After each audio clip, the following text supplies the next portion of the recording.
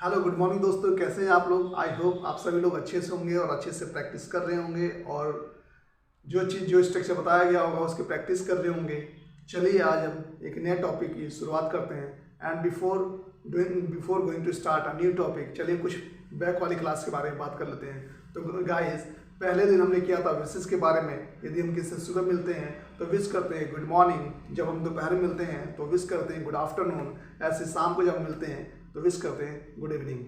साथ ही साथ सामने वाले का हाल चल लिया था हमने, हाउ आर यू, रिप्लाई देते हैं I am fine and you, या फिर हम बोल सकते हैं I am pretty well thanks and you.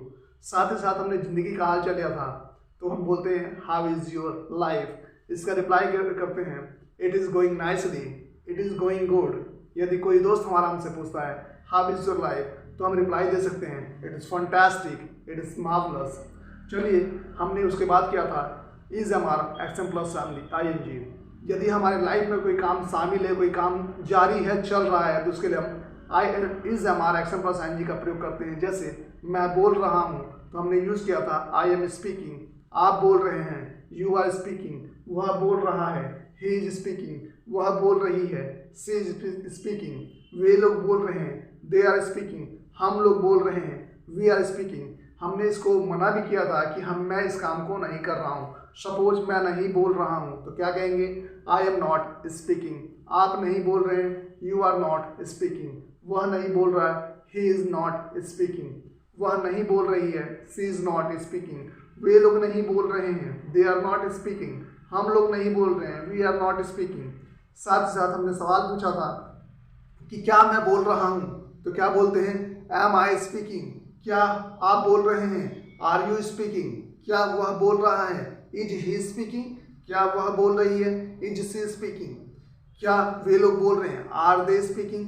क्या हम लोग बोल रहे हैं, आर वी स्पीकिंग। साथ ही साथ मैंने आपको कल एक टास्क दिया था कि सपोज करिए आप घर पे हैं, आप स्कूल में हैं या फिर आप मार्केट में हैं, तो आपको इमेजिन करना है कि आप किस काम को कर रहे हैं। तो आई होप कि आप सभी ने प्रैक्टिस की होगी। चलिए शुरू करते हैं आज एक नया टॉपिक।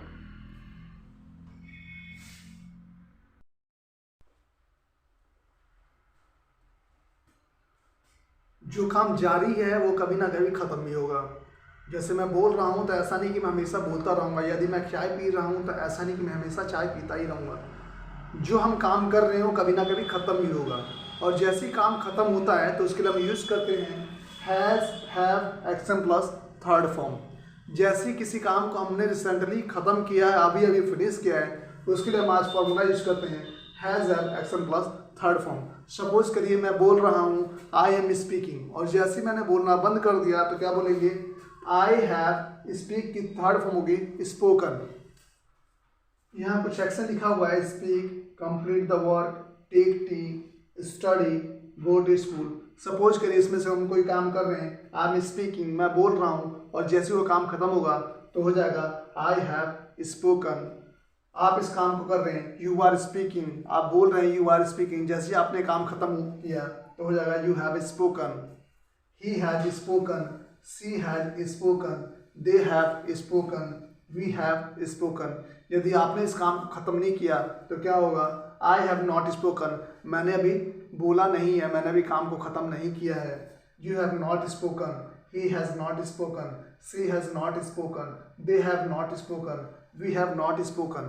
सपोज करिए हमने एक एक्शन लिया कंप्लीट द वर्क, मैं अपने काम को ख़त्म कर रहा हूँ, I am completing the work, मैं अपने काम को कंप्लीट कर रहा हूँ, पूरा कर रहा हूँ। और जैसे वो पूरा होगा तो क्या होगा, I have completed the work, आपने पूरा कर लिया, you have completed the work, उसने पूरा कर लिया, he has completed the work, she has completed the work, they have completed the work, we have completed the work. Suppose करिए अभी हमने काम पूरा नहीं किया है तो क्या होगा, you have not, I have not completed the work, मैंने काम को ख़त्म नहीं किया है।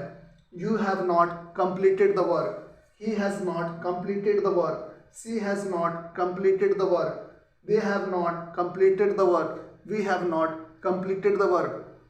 आज के बाद आपको करना क्या है, आप जिस की काम को कर रहे हो और जैसे वो काम खत्म होगा आपको उसकी बोल के प्रैक्टिस करनी है कि मैंने इस काम को कर लिया। सपोज करिए आप चाय पी रहे हैं और चाय पीने के बाद आपने कप रख दिया तो क्या होगा, आई हैव टेकन टी, आपने चाय पी लिया, यू हैव टेकन टी, उसने चाय पी लिया, ही हैज़ टेकन टी, उसने चाय पी लिया, सी हैज़ टेकन टी, उन लोगों ने चाय पी लिया, दे हैव टेकन टी, और हम लोगों ने चाय पी लिया, वी हैव टेकन टी। तो दोस्तों साथ साथ हम सवाल पूछ लेते हैं, क्या मैंने इस काम को ख़त्म कर लिया। तो सिंपल तरीका है, हमें कोई ट्रांसलेट नहीं करना, हमें ग्रामर की दुनिया में नहीं जाना है। अगर ग्रामर की दुनिया में ट्रांसलेशन करने से अगर इंग्लिश बोलनी आती तो हम बहुत पहले इंग्लिश बोल रहे होते। हमें कुछ नहीं करना है, केवल जो स्ट्रक्चर बताया जाता है उसको हमें प्रैक्टिस करनी है। तो गाइस जैसे हम क्वेश्चन पुटअप करते हैं तो क्या होगा, अपने आप से सवाल पूछते हैं कि क्या मैंने चाय पी लिया, तो क्या होगा, हम हैव उठा के बाहर ले आएंगे, तो ये हो जाएगा have I action plus third form. हमें कुछ नहीं करना है, सबको उठा के बाहर ले आना है, have I action plus third form. मैंने एक एक्शन लिया कि क्या मैंने काम खत्म कर लिया, तो क्या होगा, have I completed the work. मतलब हमने अपने आप से सवाल पूछा कि क्या मैंने काम खत्म कर लिया, have I completed the work. हमने सामने वाले से पूछ लिया, have you completed the work, क्या आपने काम खत्म कर लिया, has he completed the work, क्या उसने काम खत्म कर लिया, has she completed the work, क्या उसने काम खत्म कर लिया, have they complete the work, क्या उन लोगों ने काम खत्म कर लिया, have we completed the work, क्या हम लोगों ने काम खत्म कर लिया। तो इसी तरह से हमें प्रैक्टिस करनी है, जो भी काम हमने तुरंत रिसेंटली फिनिश किया है, अभी अभी खत्म किया है, तो उसके लिए हमें हैव हैज का प्रयोग करना है। हैज हैव के साथ एक्शन की थर्ड फॉर्म को हमें पुट करना है। सपोज करिए किसी एक्शन की थर्ड फॉर्म आपको नहीं पता है तो उसमें बेधड़क ईडी लगा दीजिएगा लास्ट में। जैसे सपोज करिए कि आपको स्पीक की तीनों फॉर्म नहीं पता है, स्पीक की तीनों फॉर्म होती है और आपने ईडी लगा दिया, स्पीक में ईडी लगा दिया जगह स्पीक। मुझे पता है ये गलत है, आप कंफर्म नहीं है तो आपको करना क्या है, सिर्फ आपको ईडी लगा देना है। उस समय प्रैक्टिस करने के लिए आई हैव स्पीक्ड, मैंने बोल लिया, लेकिन आप कंफर्म नहीं है तो उसको जाके तीनों फॉर्म चेक करेंगे तो आप पाएंगे कि इसकी जो तीसरी फॉर्म होती है वो होती है स्पोकन। चूँकि उस समय के लिए जब आप जाके पता कर लेंगे तो आज आगे के लिए आपको दिक्कत नहीं होगा, आप अगली बार से बोलेंगे आई हैव स्पोकन।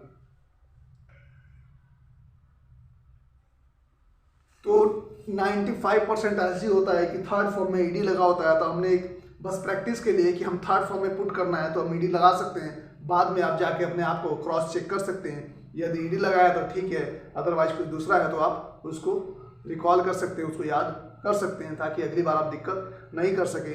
दोस्तों मिस्टेक तो होती हैं, अगर मिस्टेक से हम डरेंगे तो हम कभी इंग्लिश बोलना नहीं सीख पाएंगे। हिंदी मिस्टेक तो हम बचपन से हिंदी में भी करते हैं, लिखने में, पढ़ने में, बोलने में। तो ऐसा नहीं है कि लोग हम बहुत ज़्यादा हिंदी अच्छी बोलते हैं। सपोज करिए जब हम इंग्लिश बोलना सीख रहे हैं तो हमसे भी मिस्टेक होगा। अगर मिस्टेक होगा इट मीन्स कि हम कुछ सीख रहे हैं, कुछ सीखने की कोशिश कर रहे हैं। यदि हम कुछ सीखने की कोशिश नहीं कर रहे हैं उसमें कोई भी मिस्टेक नहीं होगा। तो मिस्टेक से मत डरिए, मिस्टेक होने दीजिए, जितना मिस्टेक होगा उतना आपके लिए फ़ायदा है, क्योंकि आप उसको सही तरीके से सीख पाएंगे।